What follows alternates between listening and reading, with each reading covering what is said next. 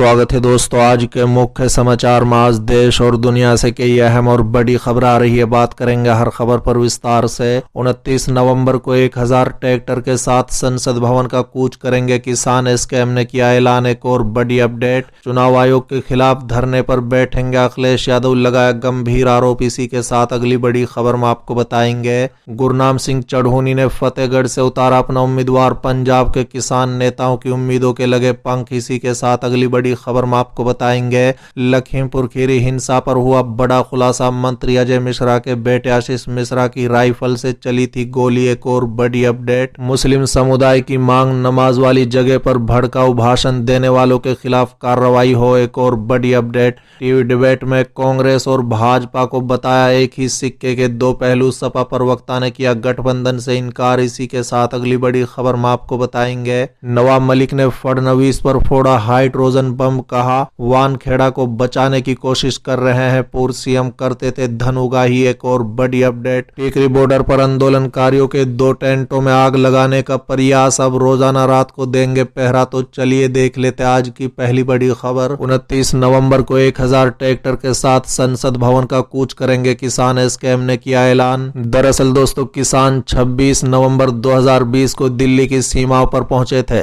3 कृषि कानूनों को रद्द कराने की मांग है। इसी 26 नवंबर को किसानों की सीमाओं पर आए 1 साल पूरा हो रहा है। बता दें कि इसको लेकर संयुक्त किसान मोर्चा ने अहम मीटिंग की है और 29 नवंबर को किसान 500 ट्रैक्टर समेत गाजीपुर बॉर्डर और टिकरी बॉर्डर से दिल्ली संसद भवन के लिए रवाना होंगे। बता दें कि संयुक्त किसान मोर्चा की 9 सदस्य कमेटी ने बैठक में यह फैसला लिया है। मंगलवार को सोनीपत के कुंडली बॉर्डर पर हुई संयुक्त किसान मोर्चा की बैठक में यह फैसला लिया गया है। बैठक में तय किया गया है कि 26 नवंबर से किसान आंदोलन में किसानों की संख्या बढ़ाई जाएगी, जिसके बाद 29 नवंबर से टिकरी और गाजीपुर बॉर्डर से 500 किसान का एक जत्था संसद कूच करेगा। बैठक में यह भी फैसला लिया गया है, जहां भी रोका जाएगा किसान वहीं बैठ जाएंगे। बता दें कि संयुक्त किसान मोर्चा की बैठक के बारे में जानकारी देते हुए किसान नेता जगजीत सिंह डोलावाला ने कहा है कि 29 नवंबर को टिकरी और गाजीपुर बॉर्डर से किसान ट्रैक्टरों के साथ निकलेंगे।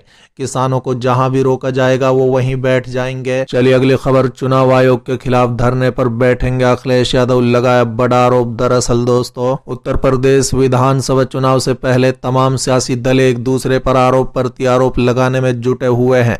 इसी बीच समाजवादी पार्टी के राष्ट्रीय अध्यक्ष और पूर्व सीएम अखिलेश यादव ने निर्वाचन आयोग के खिलाफ धरने पर बैठने की चेतावनी दे डाली है। बता दें, सपा मुखिया ने मंगलवार को कहा है कि मतदाता सूची का प्रकाशन हुआ है, उसमें 21,56,262 नए जोड़े गए नाम हैं और काटे गए नामों की संख्या 16,42,756 है।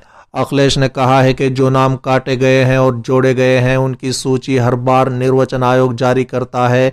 अखिलेश ने आरोप लगाते हुए कहा है, लेकिन इस बार निर्वाचन आयोग न जाने किसके दबाव में इस लिस्ट का प्रकाशन नहीं कर रहा है। अखिलेश ने आगे कहा है कि यदि चुनाव आयोग ने इस सूची को जारी नहीं किया तो हम आयोग के खिलाफ धरने पर बैठ जाएंगे। सपा प्रमुख अखिलेश यादव ने आगे कहा है कि हर चुनाव में जोड़े गए और काटे गए नामों की वोटर लिस्ट 2019 तक दी गई है, फिर इस बार क्यों नहीं दी जा रही है। साथ ही अखिलेश यादव ने कहा है कि सियासी दलों को ये फहरिस्त क्यों नहीं दी जा रही है, क्या वजह है। उन्होंने कहा है कि यदि चुनाव आयोग के खिलाफ धरना देना पड़ा तो हम वो भी करेंगे।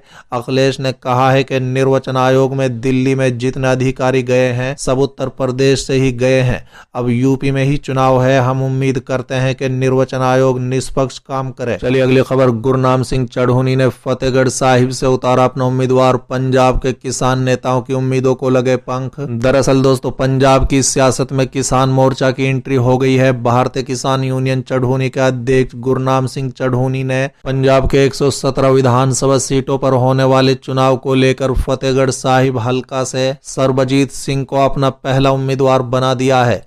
बता दें कि सरबजीत सिंह पंजाब के वित्त मंत्री मनप्रीत सिंह बादल के करीबी रहे हैं। हालांकि उनका कहना है कि कृषि कानून के चलते उन्होंने कांग्रेस पार्टी छोड़ दी थी। बता दें कि सरबजीत सिंह को उम्मीदवार के तौर पर उतारना आए चढ़ूनी ने कहा है कि किसान आंदोलन के साथ साथ आम लोग, मजदूर, बेरोजगार और समय की सरकार से दुखी लोगों के बनते हक दिलाने के लिए किसान पार्टी बनाना बेहद जरूरी है। लोकतांत्रिक देश में हर वर्ग की हितैषी पार्टी वोट के दम पर ही भ्रष्ट सिस्टम को बदल सकती है। इसके लिए उनकी पार्टी पंजाब के 117 हलकों पर अपने उम्मीदवार उतारेगी।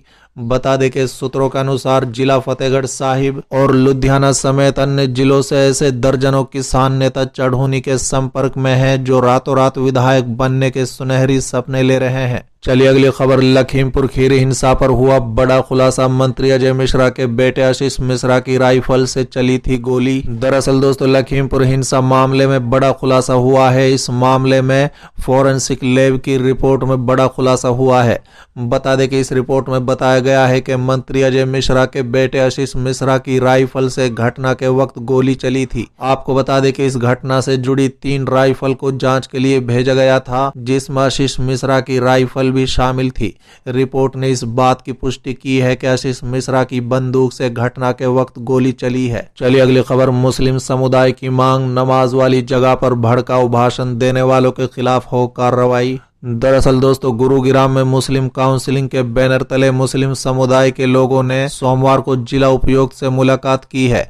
उनकी मांग है कि 5 नवंबर को सेक्टर 12A में नमाज वाली जगह पर गोवर्धन पूजा के दौरान भड़काऊ भाषण और नारे लगाने वालों के खिलाफ कार्रवाई की जाए। बता दें कि इंडियन एक्सप्रेस के मुताबिक प्रतिनिधि मंडल का नेतृत्व करने वाले पूर्व राज्यसभा सांसद मोहम्मद अदीब ने आरोप लगाते हुए कहा है कि शुक्रवार को जिस जगह नमाज नहीं हुई वहां कुछ बाहरी लोगों ने मुसलमानों के खिलाफ भड़काऊ भाषण और नारेबाजी की और कोई कार्रवाई उनके खिलाफ नहीं की गई। इससे समाज की भावनाओं को ठेस पहुंची है। नाराबाजी का वीडियो सामने आ रहा है। हमने डीसी से दोषियों के खिलाफ कार्रवाई करने का अनुरोध किया है। चलिए अगली खबर, टीवी डिबेट में कांग्रेस और भाजपा को बताया एक ही सिक्के के 2 पहलू। सपा प्रवक्ता ने किया गठबंधन से इनकार। दरअसल दोस्तों, राजनीतिक विश्लेषक शहजाद पूनावाला ने एक न्यूज चैनल पर आयोजित डिबेट में कहा है कि भाजपा और कांग्रेस सिक्के के 2 पहलू हैं। इस पर समाजवादी पार्टी के प्रवक्ता अनुराग भदेरिया ने कहा है कि दोनों पार्टियां खतरनाक है। ये बारी बारी से सत्ता में आकर गरीबों को परेशान कर रही हैं। ये पार्टियां बारी बारी से जनता को ठगने का काम कर रही हैं। चलिए अगली खबर, नवाब मलिक ने फडणवीस पर फोड़ा हाइड्रोजन बम। कहा वानखेड़े को बचाने की कोशिश कर रहे हैं, पूर्व सीएम करते थे धनुगाही। दरअसल दोस्तों, महाराष्ट्र के मंत्री नवाब मलिक ने बुधवार को प्रेस वार्ता करके पूर्व मुख्यमंत्री देवेंद्र फडणवीस पर गंभीर आरोप लगाए हैं। उन्होंने कहा है कि मेरे पास सबूत हैं जिससे साबित होता है कि जब देवेंद्र फडणवीस राज्य के मुखिया थे तब उनके इशारे पर महाराष्ट्र में जमकर धनुगाई हुई थी। उनके कार्यकाल में नकली नोटों का कारोबार चल रहा था। देवेंद्र के आशीर्वाद से महाराष्ट्र में जमकर जाली नोटों का कारोबार फला फूला था। बता दें कि मलिक यही नहीं रुके, उन्होंने एनसीबी के जोनल डायरेक्टर समीर वानखेड़ा का जिक्र भी अपने प्रेस वार्ता में किया। नवाब मलिक ने कहा है कि देवेंद्र फडणवीस जानबूझकर ड्रग्स मामले को डाइवर्ट करने में जुटे हैं और ऐसा करके वो अपने करीबी समीर वानखेड़ा को बचाने की कोशिश कर रहे हैं, क्योंकि उनकी वजह से ही धनुगाई हुई थी।